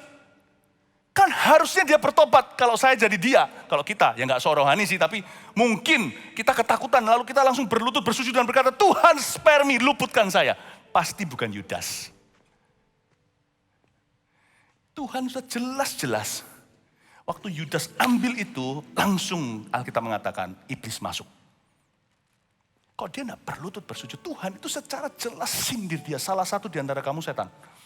Kamu akan menjual saya. Dan sebenarnya menurut saya dari dua cerita yang saya bagikan tadi itu harusnya Petrus jadi pilihan setan pertama. Yudas itu siapa? Petrus lebih menonjol, kalau dia jatuh lebih banyak keseret. Sepertiga mungkin dari malaikat sorga, ceritanya gitu. Tapi Yudas, bukankah semua kejadian itu membuat Yesus justru bangkit? Iya sih. Bukan Tuhan itu menyuruh kita berdosa untuk menunjukkan kemurahannya. Tapi Tuhan bisa menunjukkan kemurahannya sekalipun kita berdosa. Jadi jangan berdosa. Jangan cobai Allah. Yudas punya pilihan. Yudas di mana hari ini? Saya nggak berani klaim, tapi nggak berani mendahului firman. Tapi kalau dilihat dari cara dia mati, firman Tuhan dan bagaimana apa kata Tuhan tentang mengkhianati, tentang bunuh diri, saya cukup yakin dia berada di bawah. Yudas loh. What? Yudas itu kan salah satu dari 70, salah satu dari 12 yang dikasih Tuhan tenaga, yang juga sampai membangkitkan orang mati kan. Dia bendahara kerajaan, bukan bendahara kerajaan surga, itu kita. Dia bendaharanya Yesus. 12 rasul itu. Bayangin, seorang rasul masuk neraka. Tuhan fair enggak? Bukankah sudah ada firmannya? Pengkhianatan harus terjadi. Iya, tapi siapa bilang itu Yudas? Pengkhianatan harus terjadi, tapi celakalah yang mengkhianati. Lebih baik bagi orang itu enggak pernah dilahirkan oleh mamanya, kata Tuhan. Now here, penyesatan harus terjadi, kemurtatan harus terjadi. Di akhir zaman Paulus sendiri menuliskan bahwa akan banyak orang Kristen yang fall away, yang jatuh. Banyak domba yang dulu sungguh-sungguh sekarang suam-suamku. Harus terjadi. Jadi ini sudah pasti. Di luar sana akan ada orang-orang pilihan yang disesatkan dengan pengajaran sesat. Di luar sana akan ada orang-orang yang jatuh dalam amoralitas. Akan ada hamba-hamba Tuhan bahkan yang akan jatuh. But does it have to be us? We have a choice. Apakah itu harus kita? Kita punya pilihan, saudara. Amin. Amin. Kasih manusia akan semakin hambar, akan ada orang yang menghamba kepada Mamon. Does it have to be us? Haruskah kita? Tidak. Kita punya pilihan. Katakan amin. Dari sini berarti saya coba membuild up pelan-pelan dengan waktu yang tersisa sedikit. Nanti saya lanjutkan. Saya build up pelan-pelan bahwa sifat buruk itu enggak segede yang kita kira. Agak overestimasi. Ternyata iman lebih besar. gara-gara iman kita punya pilihan and we have a way out. Kita punya exit. Jangan pernah berkata, bibit bobot bebet, aku memang orang yang begini. Itu, kalau Anda lakukan itu, Anda membantu iblis. Kalau kita lakukan, kalau kita katakan demikian. We have a choice, kita punya pilihan. Dan selalu obatnya satu. Pilihan di tangan kita, obatnya Tuhan Yesus. Obatnya, ya. Nah, sekarang lanjutkan sedikit lagi ya. Ayat 9. Jadi bagaimana? Ini judulnya yang di Alkitab, semua manusia adalah orang berdosa. Nah, caranya gimana Bapak Ibu Saudara untuk kita itu bisa bebas dari kebiasaan buruk kita atau sifat jelek kita? Kita harus mengakui dulu kalau kita butuh bantuan. Sebelum kita menemukan obatnya, Bapak Ibu, kita harus mengakui dulu kalau kita sakit. Susah jadi dokter kalau pasiennya tidak kooperatif. Kalau Tuhan Maha tahu, dokter nggak perlu. Kalau dokter nggak bisa, Tuhan itu bisa diagnosa sebelum orang itu berkata-kata. Tuhan Maha mengerti, Maha tahu segala sesuatu.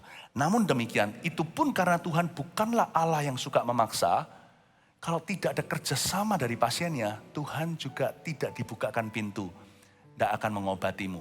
Jadi kalau kita datang ke dokter, bayangkan. Saya masuk ke judul semua manusia adalah orang berdosa. Kalau kita datang ke dokter, dokternya tanya, sakitnya di mana? Enggak tuh dok. Loh, kamu kan katanya datang ke sini tadi kan sudah mendaftar. Sakit kan? Perutnya gimana? Enggak apa-apa, biasa nih lapar-lapar biasa. Nah kan repot saya jadi dokter. Saya bisa pikir-pikir dulu ngapain sekolah berat-berat, sekolah lama-lama kalau ketemu pasien yang begini semua.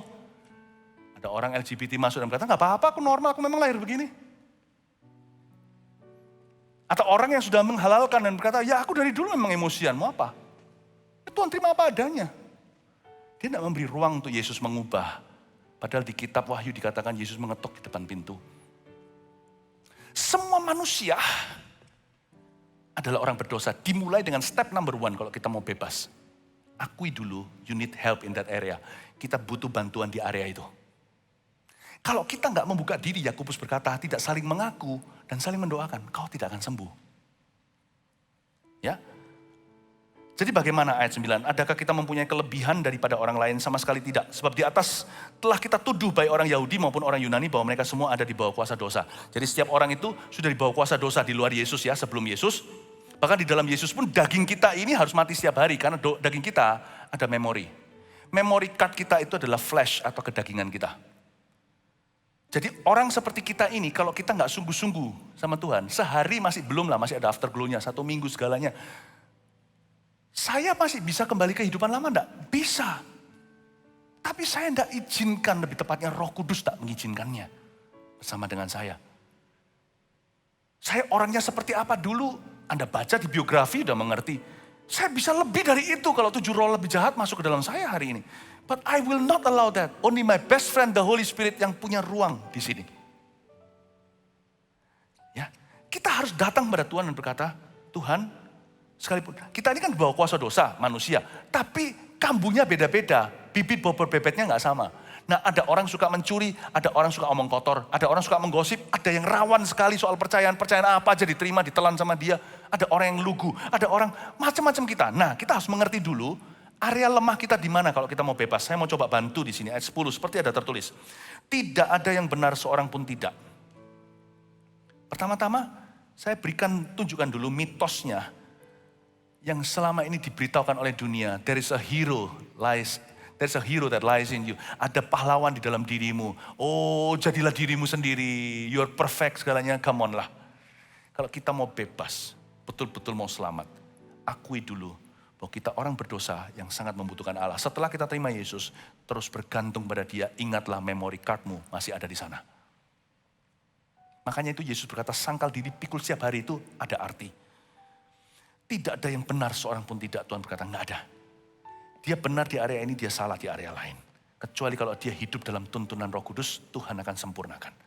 Tidak ada yang benar. Mitos. Jadilah dirimu sendiri. Don't be yourself. Saya tidak mau jadi be myself. Saya mau menjadi Philip Mantova yang Tuhan kehendaki. Saya tidak mau jadi being myself. Saya harus be my best Christ-like self. Saya mau jadi saya yang sesuai dengan kehendak Allah. Yang terbaik dari versinya. Itu yang saya rindukan tiap hari, bukan? Jadi dunia itu menyesatkan sebenarnya. Lebih baik pengajaran setan. Kalau ada orang mengklaim ini gereja setan itu lebih gampang ditengking daripada yang filsafat-filsafat empty. Filosofi kosong dunia yang di luar sana yang Anda telan mentah-mentah. Jadilah dirimu sendiri, jadilah dirimu sendiri. Jadi momok nanti, jadi monster. Kita semua itu monster di luar Yesus. Jadi kita mulai dulu dengan ketergantungan. Kalau kita mau hidup bebas harus memiliki ketergantungan. Kecanduan baru. Setelah Anda bebas narkoba, pornografi, segalanya kecanduan baru. Satu-satunya yang bisa membuat kita berhenti dengan candu yang lain di hidup ini adalah kalau kita kecanduan Yesus. Sebelum kita bebas dari daging dosa kita ini, kita tidak pernah sungguh-sungguh merdeka sampai meninggalkan kemah dunia. Satu-satunya hal yang membuat kita bisa berjalan puluhan tahun, saya sudah jalan 29, adalah saya terus kecanduan Tuhan. Ini yang membuat saya bersih. Alkitab saya kotor, hidup saya bersih.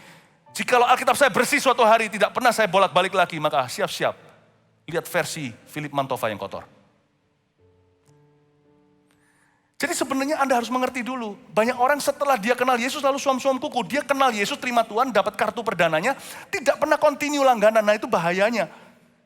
Kita punya konsep sekali diselamatkan. Iya saya ngerti, saya juga percaya keselamatan itu tidak datang pergi. Gak perlu kita tuh bolak-balik terima Yesus. Tapi banyak orang tidak melanjutkan sampai kepada a life of trust. Setelah dia terima Tuhan, ya wes gitu. Setelah itu suam-suam kuku, tidak melanjutkan dalam suatu kehidupan yang mempercayai Tuhan terus. A life of faith yang akan saya bahas di ibadah berikutnya. Atau kehidupan yang penuh dengan iman. Imannya tidak dipupuk. Mitosnya bahwa ada orang yang benar, seorang pun tidak sebenarnya. Tidak ada seorang pun yang berakal budi, tidak ada seorang pun yang mencari Allah.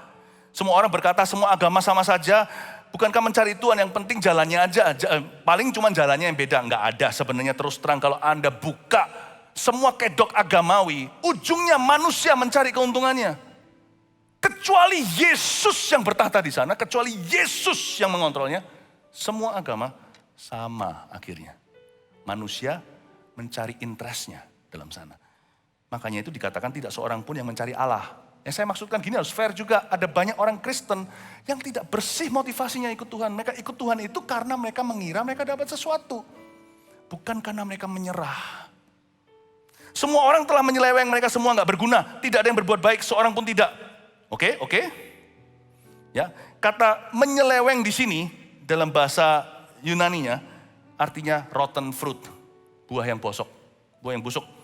Lihat ayat 13 ya, kerongkongan mereka saya minta 5 menit ekstra. Kerongkongan mereka seperti kubur yang ternganga, lidah mereka merayu-rayu, bibir mereka mengandung bisa, mulut mereka penuh dengan sumpah serapah. Kaki mereka cepat untuk menumpahkan darah. Keruntuhan dan kebinasaan mereka tinggalkan di jalan mereka, dan jalan damai tidak mereka kenal. Rasa takut kepada Allah tidak ada pada orang itu. Coba saya tunjukkan betapa lemahnya kita tanpa Yesus. Kerongkongan mereka seperti kubur ternganga, lidah mereka merayu-rayu, mulut mereka penuh sumpah serapah. Benda kecil di mulut kita aja kita tidak bisa kendalikan. Kecuali jikalau dimiliki sama Roh Kudus dan diisi firman. Benda itu namanya lidah kita. Tahu nggak, saya ini outsourcing. Untuk saya bisa berjalan sampai ke surga itu saya outsourcing. Saya tidak punya resources sumber dayanya sendiri di dalam diri saya. Yang murni loh ya. Yang orisinil itu just me atau saya. Nggak ada satupun yang bisa keambil. Makanya saya hari ini hidup kecanduan. Setiap pagi saya pegang firman dulu. Tanpa ini mati aku. Nanti orang sekeliling saya mati semua. Tiap hari, setiap pagi sebelum saya bangun tidur sebagai gereja Pentakosta Karismatik. Saya tidak malu mengakui saya berbahasa roh. Saya berbahasa lidah. Bukan supaya merasa rohani atau lebih hebat dari orang lain. Saya berbahasa lidah karena memang saya lebih buruk dari mereka. Mereka sudah rohani kali, gak perlu berbahasa roh, gak apa-apa. I need it. Mungkin mereka pintar, bisa punya rasio segala sesuatu tentang firman. Saya ini bodoh, saya butuh bahasa yang saya gak ngerti. Untuk melatih otak saya untuk tunduk pada Kristus ketika membaca sesuatu yang saya pahami. I speak in tongues every day, itu outsourcing. Karena tongues not from me, itu bukan bahasa saya. Bahasa mother, bahasa ibu saya itu bahasa Indonesia. Saya bisa bahasa Chinese, saya bisa bahasa Inggris. Itu bahasa roh itu gak masuk di ketiganya. Outsourcing. Saya serahkan ke Yesus. Itulah sebabnya hidup saya tetap terjaga 29 tahun sudah dan kuat. Saya mau buka rahasia supaya menginspirasi Anda yang belum untuk mulai, yang sudah supaya lebih sungguh-sungguh. Outsourcing semua. Karena saya tahu di dalam saya tidak ada sesuatu yang baik. Semua yang baik ini dari Tuhan. Bukankah Yakobus katakan semua yang benar dan sempurna itu datangnya dari Bapa, dari atas sana. Lidah kecil ini aja kita gak bisa kendalikan loh. Makanya saya isi dengan firman. Makanya itu saya takut sekali ngaku-ngaku yang macam-macam. Saya takut untuk berkata pesimis, negatif. Karena itu bakat alam saya, bakat alam Anda. Karena itu saya selalu pakai, kalau saya gunakan sesuatu lawan arus, saya pakai lidah bibir saya untuk mengakui firman. Makanya saya rajin to confess the word of God. Karena saya tahu Philip Mantova bangkrut tanpa ini. Bukan karena saya sok rohani. Itulah sebabnya kalau Anda merasa kalau Anda tahu obatnya itu Yesus, Anda tidak akan jauh-jauh dari kota obatnya. Anda tidak akan jauh-jauh dari dokternya, tabib di atas segala tabib, roh Yesus itu. Amin, amin. Ya, ternyata rasa takut pada Allah tidak ada pada orang itu. Sebentar lagi ayat 19-20 lagi selesai. Tapi kita tahu bahwa segala sesuatu yang tercantum dalam kitab Taurat ditujukan kepada mereka yang hidup di bawah hukum Taurat. Supaya tersumbat setiap mulut dan seluruh dunia jatuh di bawah hukuman Allah. Sebab tidak seorang pun yang dapat dibenarkan di hadapan Allah oleh karena melakukan hukum Taurat. Karena justru oleh hukum Taurat orang mengenal dosa. Kuncinya di mana? Kuncinya di sini. Kalau kita mau bebas dari kebiasaan buruk ya, dengan ini saya selesai, saya lanjutkan nanti continue life by faith. Itu kuncinya saya kasih tunjukkan dulu. Kuncinya di kehidupan dalam iman. Jadi oleh iman kepada iman. Menuntun kita dari iman kepada iman. Jadi sebenarnya kita selamat tuh sekali di sini. Tapi perjalanan kita kalau tidak dengan iman, iman itu mati. Jadi iman itu yang menuntun kita akan sampai ke seberang sana dengan selamat. Nggak boleh kita itu sama Tuhan itu cuman hari kita lahir baru. Ya, itu harus life of faith. Nah, trikinya di sini nanti saya jelaskan di ibadah berikutnya. Trikinya di sini. Sebab tidak seorang pun dapat dibenarkan di hadapan oleh karena hukum Taurat, melakukan hukum Taurat. Karena justru oleh hukum Taurat orang mengenal dosa. Oleh hukum Taurat orang mengenal dosa, oleh hukum Taurat orang mengenal dosa. Nah, frustrasi terjadi ketika Anda coba berubah tanpa outsourcing atau sumber daya Allah. Anda merasa aku kok gini ya. Seperti gambling dan masturbasi, seperti berjudi. Orang kalau judi gimana? Pertama dia datang, dia bawa dulu judi 1 juta. 1 juta habis di meja, dia berkata, aduh sayang ya. Sebelum judi tadi aku lebih kaya 1 juta rupiah. Dia tambahkan siapa tahu saya judi lagi, karena dia judi lagi. Langkah pertama itu coba-coba, langkah kedua sudah hukum Taurat penyesalan. Dan itu menjadi belenggu membuat orang itu akan taruh lebih banyak uang di meja untuk mengembalikan apa yang hilang. Tadinya dia kepingin jadi kaya raya, setelah hilang 1 juta, dia berkata kalau 1 juta itu balik aku sudah kamsyah.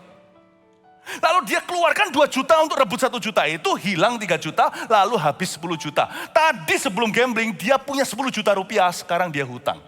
Dia pikir gimana caranya? Dia berharap hukum Taurat mulai bekerja di dalam diri dia karena dia tahu dia salah. Hukum Taurat di sini bicara tentang penyesalan dan penasaran. Hati-hati dengan 2. Penyesalan dan penasaran, lalu dia taruh lebih banyak lagi. Sekarang dia nggak kepingin lagi angan-angan jadi kaya. Kembali aja aku sudah happy. 10 juta tadi selalu dia gambling lagi, 100 juta hilangnya. Nah di situ kebiasaan buruk menjadi satu siklus yang tidak terpatahkan. Masturbasi atau apapun juga sama. Aku ampun Tuhan ampun, meskipun pakai nama Tuhan, tetapi caranya hukum Taurat, dia tidak pakai iman. Bukan iman. Biasanya ya orang itu untuk sembuh atau dia keluar dari lubang itu dulu, Tuhan akan kasih dia iman berikutnya. Jadi Tuhan tidak bicara, aku ampuni, mestinya kamu tidak begitu. Kan Tuhan itu nggak seperti manusia yang seringkali begini kalau anak kita datang ke kita. Bukankah Papa sudah beritahu, I told you kan? Nah Tuhan tidak pernah gitu. Tuhan itu selalu bawa maju suara Tuhan dan suara setan atau suara tuduhan. Karena setan itu bisa pura-pura seperti suara Tuhan.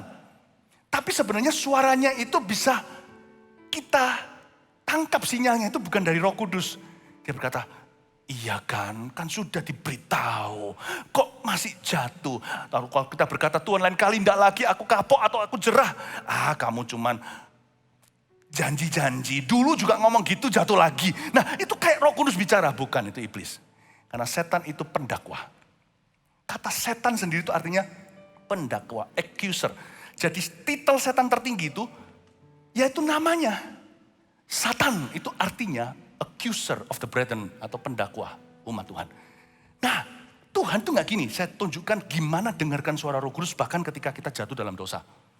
Kalau Tuhan ya, Tuhan akan beritahu, aku mengampunimu. Bisa saja dari ayat atau sesuatu jamahan, Tuhan beritahu, tidak kuingat lagi dosaku. Tapi gak cukup bagi kita, karena kita merasa menyesal, kita merasa penasaran, kita masih berada di bawah hukum Taurat, kita merasa seperti mau membuktikan, ya kan? Lalu Tuhan gak gitu, lalu Tuhan nanti akan bicara satu kata tentang masa depan.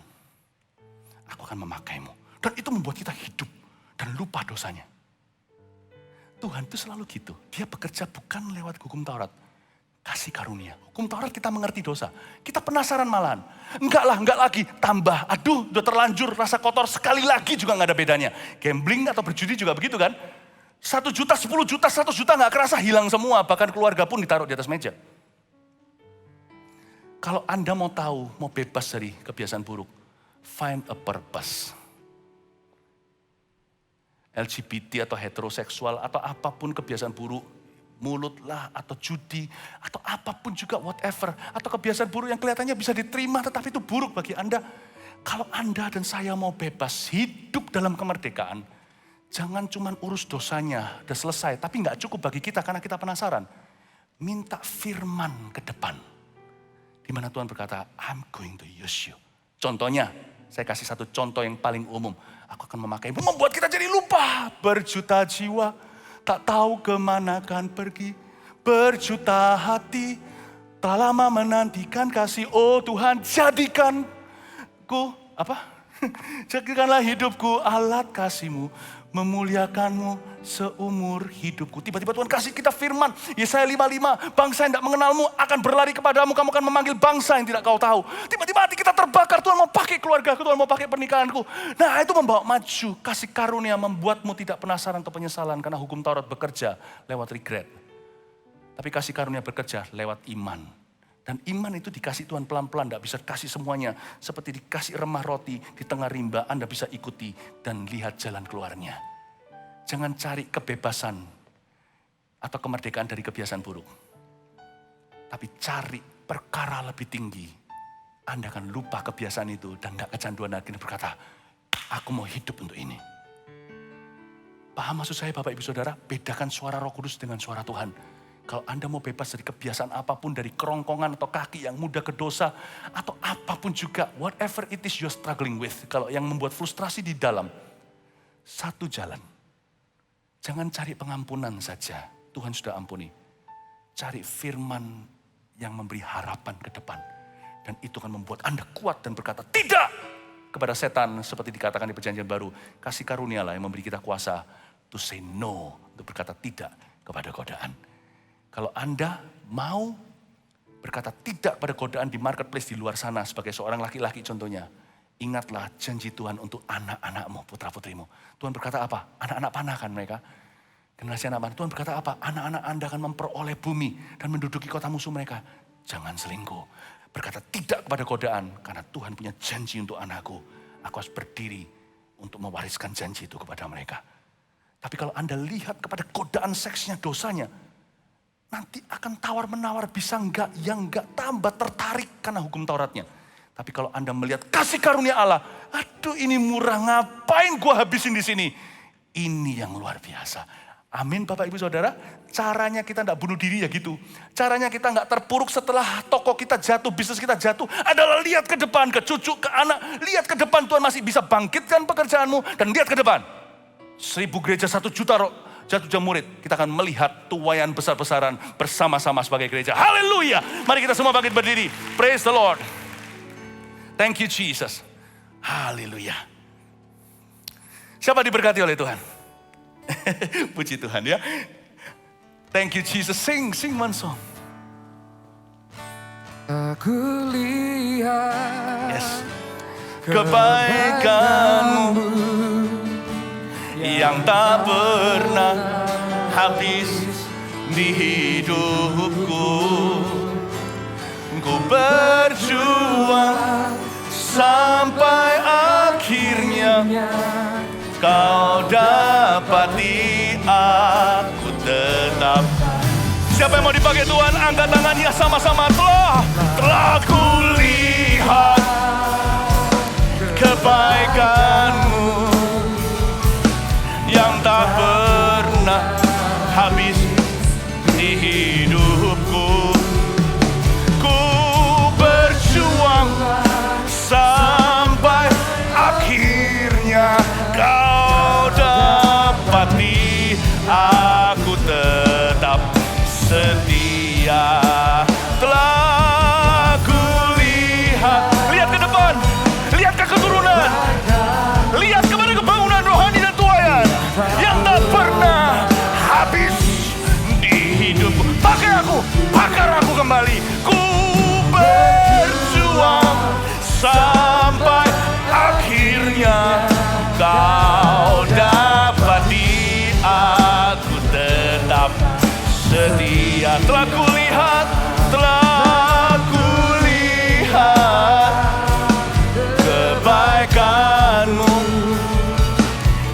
tak pernah habis di hidupku. Ku berjuang sampai akhirnya kau dapati aku tetap. Ku berjuang sampai akhirnya, ku berjuang sampai akhirnya kau dapati aku tetap setia. Ku berjuang sampai akhirnya kau dapati aku tetap setia. Orang mana lama ya sana nama takara nama tayasu. Lama ya sana nama takara. Bless your church with strength and power to endure. Bless your church, Lord, to prosper in your will and purpose. Hallelujah. Orang makaya sana nama. Orang marah. Berkati gerejamu untuk makmur dalam tujuan ilahi. Berkati gerejamu untuk makmur dan berhasil di dalam kehendak-Mu ya Tuhan. Orang marah dalam melaksanakan kehendak Tuhan dalam hidupan kami. Orang makaya shona nama. Oh, nam ira dalam maya sikana namamu. Orang matakamaya marah. Sikana nama. Orang matakamaya sikana nama. Haleluya, haleluya, haleluya. Haleluya. Ku berjuang sampai akhirnya kau dapati aku tetap setia. Kau dapati aku tetap setia.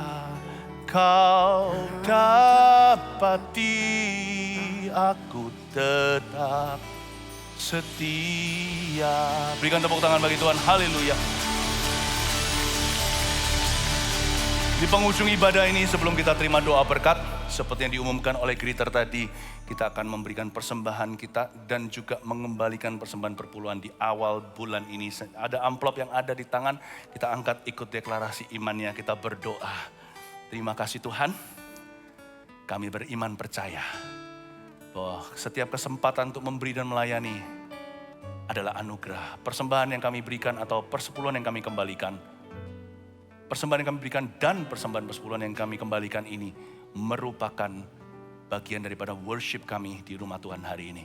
Terimalah Tuhan sebagai kepanjangan kasih karunia-Mu dalam hidup kami. Pakailah untuk melebarkan kerajaan-Mu melalui gereja ini. Dalam nama Yesus, amin. Bisa turunkan kembali. Terimalah berkat dari Allah Bapa, kasih karunia dari Tuhan Yesus, pengurapan dari Roh Kudus melindungi menyertai-Mu dan keluarga-Mu dari sekarang sampai Yesus datang. Dalam nama Yesus, amin. Love you, God bless you. Selamat sore.